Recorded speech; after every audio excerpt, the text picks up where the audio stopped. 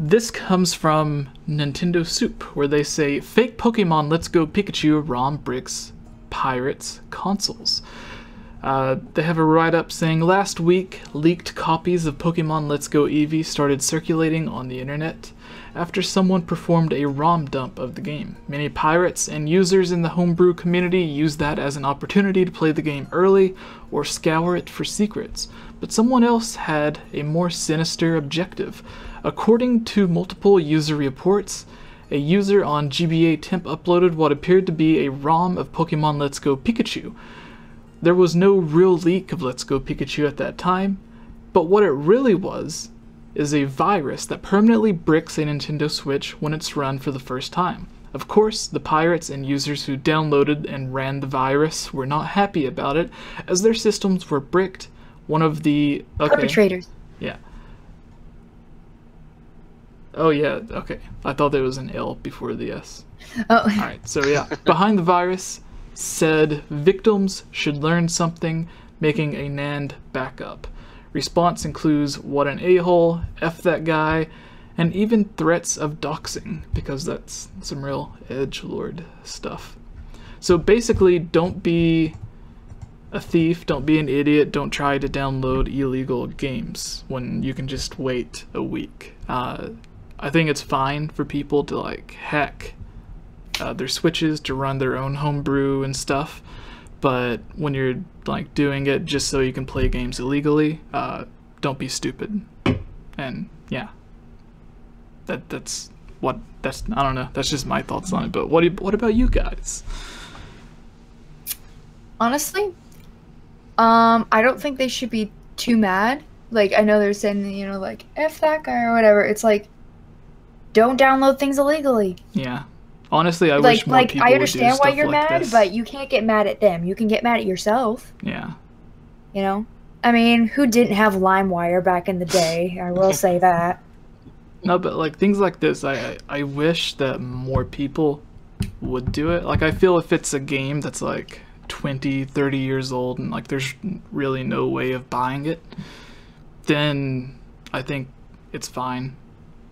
Especially when it's like games that never even came to America, and like you would literally have to like fly to Japan and go to some bizarre retro store and purchase the game. Then I think it's fine to get ROMs and stuff, yeah. Especially as a way to like preserve the games, because there's a bunch of games that have just disappeared. But yeah, like I think honestly, like, just more people should do things like that, just to teach the people who are stealing the games a lesson. So, Teddy, I guess also for me, I'm that prude that's like, it's illegal, don't do it. Yeah. It's not an unjust law. If it was a law that caused injustice, then I might say otherwise. But it's like the whole, I didn't drink before I was 21, not because I shame people who do, but just because I was like, I have no reason to break this law. I'll wait. But again, I'm also a prude, so I'll admit it. Well, kudos to you for doing so. Yeah. What are your thoughts on all this, Tivy? Well, I think this was kind of a good way to kind of show people that you know, doing illegal stuff is bad. And this is what happens when you're dumb. Yes. And I, you know, I'm still trying to comprehend how somebody could be, and you know, I'm not trying to be offensive or anything. I'm just trying to comprehend how somebody could be so stupid that they think, oh, this ROM of this very popular game that just came out is gonna work perfectly fine on my Nintendo Switch. Yeah. Nothing bad's gonna happen. Well, it was like, I think the ROM showed up like a week before the release, so yeah, it wasn't even out that yet. Close. Yeah, that close, and not only that, two things. One, it shows you, it kind of shows us that a lot of people were very desperate to get a hold of this game, and it also showed how many people were desperate to do illegal stuff to get this game. So, yeah, of all games, I would imagine this happening with Smash, though, before yeah, Let's Go. Especially Smash, Yeah. because Because people get a hold of ROMs, then the unthinkable could happen. They go through files and look for like cut stuff, and like that's one of the ways we found out about some of the Smash 4 DLC was that people were able to get a hold of the game and dig through the files. So that could have happened if this was legitimate. This could have happened for Let's Go Pikachu, but thankfully it wasn't, and the dum-dums paid for it. They got what was coming. Yeah. Whoop. So, has any of, like, Illy, you mentioned you haven't had the chance to play it yet. Daniel has been streaming it, but he's not on the podcast today, sadly. But Tevi, have you had a chance to play Let's Go? I have not. I looked at the demo at our GameStop kiosk today because I was on my break, so I went over to the kiosk and I messed around with it, and the game looks gorgeous, absolutely gorgeous. And it was weird, like trying to catch Pokemon with the Joy-Con because I'm so used to on my phone like flicking and trying. Yeah, I was so used to Pokemon Go, and it was really weird. I think it's going to be an easy transition for people who primarily played Pokemon Go. Going into this, I think this is a good transition game from that game to the actual series. So I think if you like Pokemon Go, you're gonna like Let's Go Pikachu and Let's Go Eevee. I don't think I'm gonna pick it up, but if I do, I'm probably gonna get the Eevee version because Eevee is adorable and Pikachu is overrated. Hey, that's the one I'm getting once I can. That, and I'm just gonna be. Because I have to have a Pikachu. That, and I'm gonna be sick of Pikachu once Ultimate comes out because people are already saying he's gonna be the best character in the game. So a lot of people are gonna be using him. So I can't see that, but okay. Interesting. Some interesting stuff.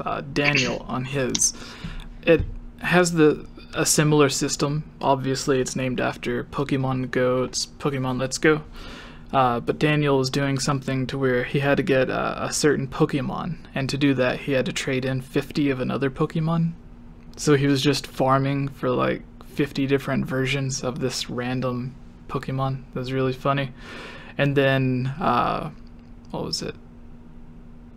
He had a Pikachu that he had caught normally, as well as Eevee.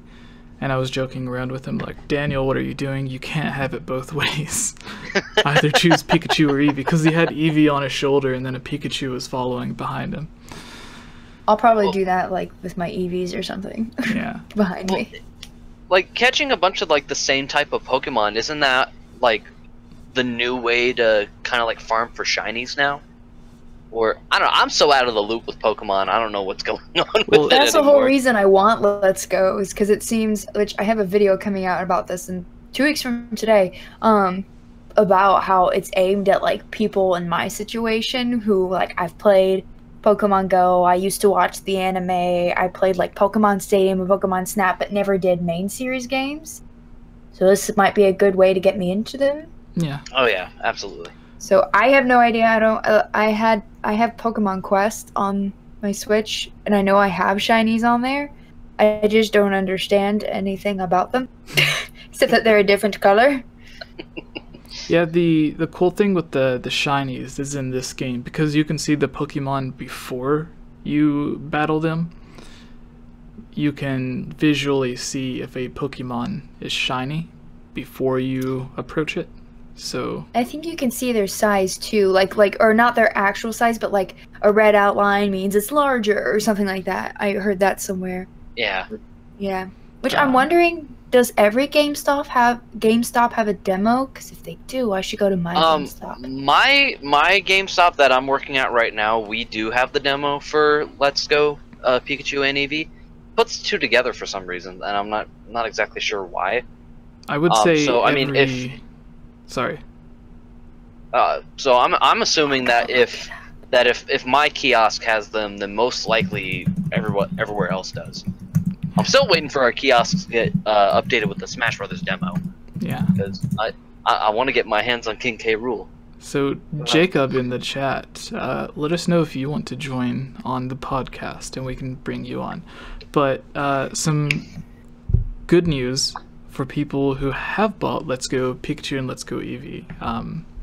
I remembered the interview from a while back. I couldn't find it, but one of the people that was in charge of developing Pokemon Let's Go Pikachu and Let's Go Eevee said, because they asked if they were, like, if this was just a one-off side game or if this was going to be a new series that they would continue, and they said that a sequel to Let's Go Pikachu and Let's Go Eevee would depend on whether or not the game sold well, and the game has sold exponentially well. So it's looking, yeah, like not only did it boost sales of the Nintendo Switch, but it also boosted sales of other games because people were buying the Switch to play Pokemon, and then they're like, well, I might as well buy Mario or Zelda since I'm getting this new console anyways.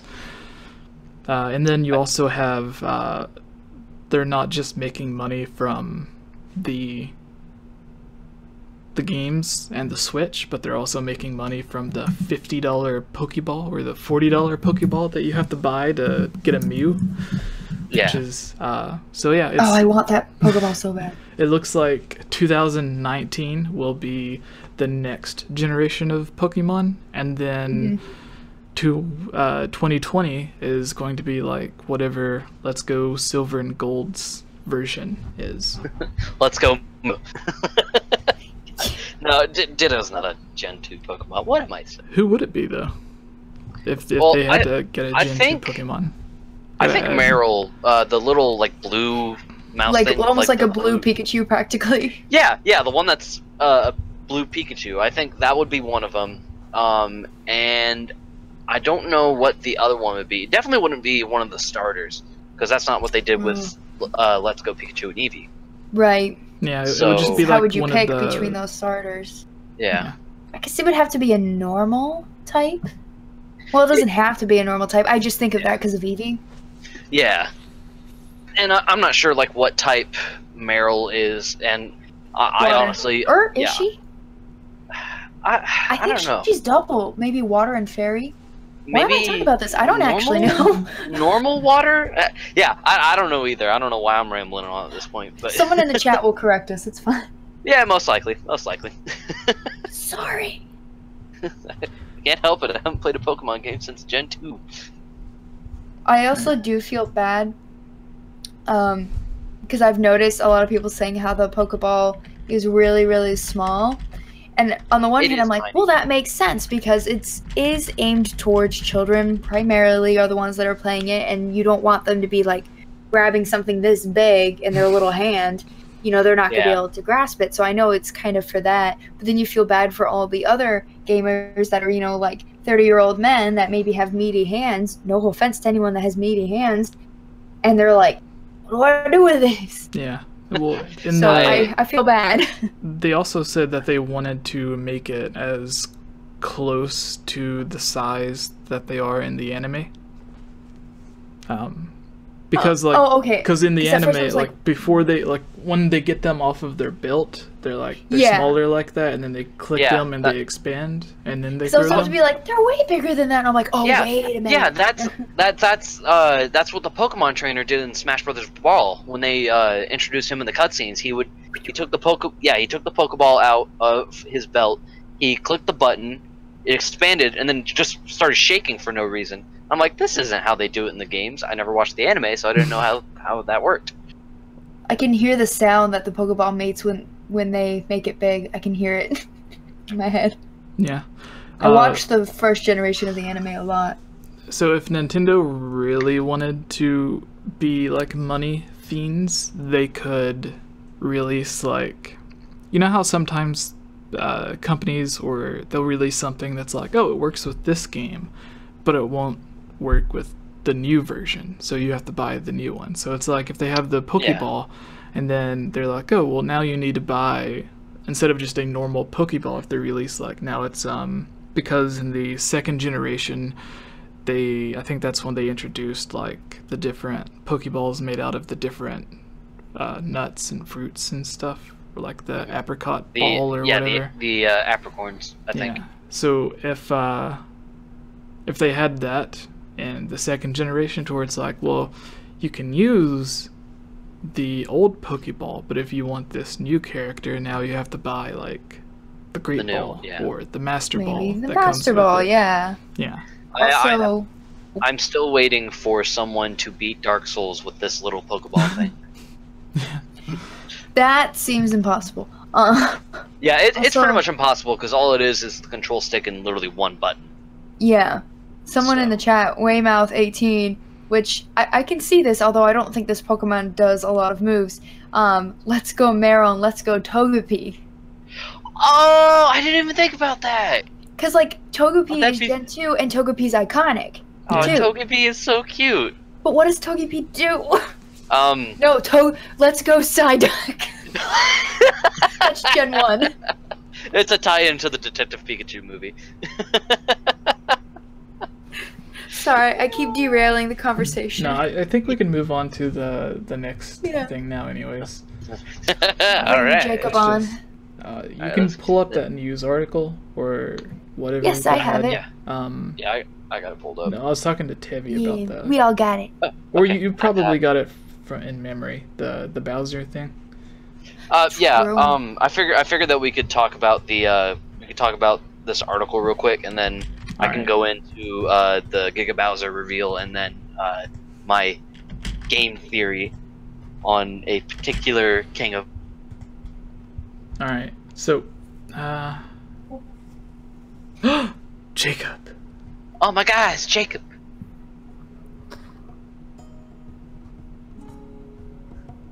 Oh, I'm sorry. All right, so, this also, Hey everyone, it's me again, Elia Rose. I just wanted to say thank you so much for watching this video. And you know what? If you're a fan of videos like this, you should totally subscribe and give this video a like and comment below to let us know what type of videos you would like to see us create in the future.